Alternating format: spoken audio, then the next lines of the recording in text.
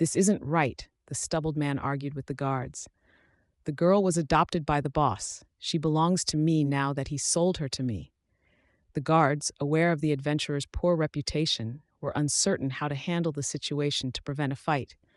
I'll go with them in exchange for the girl, Alan offered weakly.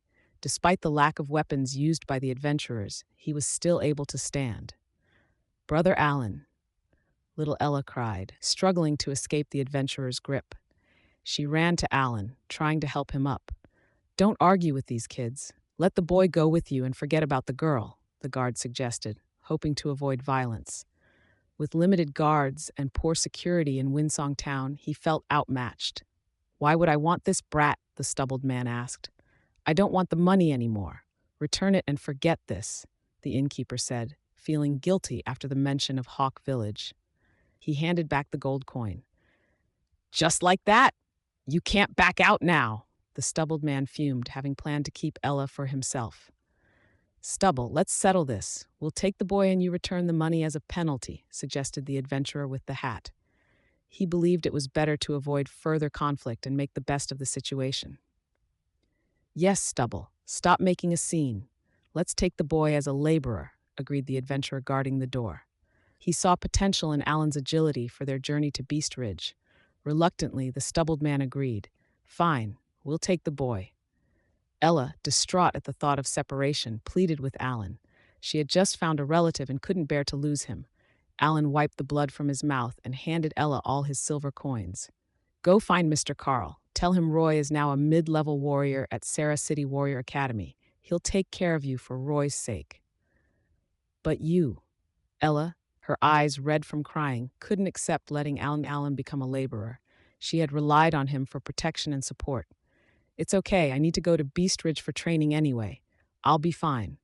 When Roy returns, you won't be bullied anymore, Alan reassured her, forcing a smile as he stood shakily. All right, enough of this. Come with us now. The stubbled man, irritated by their emotional exchange, dragged Alan to the stable. You'll sleep here tonight. We leave tomorrow. Try to run, and you'll regret it. Ella, go quickly. I'll be fine, Alan said, watching her look back several times before disappearing. He sighed in relief, knowing he had protected Ella from harm. The kind guard gave Alan a bottle of ointment for his bruises. Alan gratefully accepted it before heading to the stable. He removed his dirty clothes and applied the ointment to his wounds. The bruises from the adventurer's attack would generally heal in 4 to 5 days, but the ointment would speed up his recovery. Exhausted, Alan fell into a deep sleep in the stinky stable. Alan did not meditate despite his knowledge of Chi basics because he was too fatigued and injured to focus. He planned to start Chi training, but still saw value in arcane magic for its mobility benefits. The stable was not sealed, and the strong wind soon woke Alan. He curled up in the straw, but still shivered from the cold.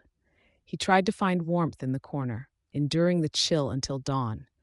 Why can't I use wind to fend off the cold? Alan wondered. Though he couldn't sense many wind elements, he hoped to create a vortex to block or redirect the cold wind. Determined, Alan channeled his arcane energy to manage the biting cold. The midnight wind was fierce, making it challenging to create a vortex. He first tried a weaker wind airflow spell, but it dissipated almost immediately. Next, he used a stronger wind airflow spell, but it drained his arcane energy rapidly and caused the winds to push down, stirring the dry grass around him.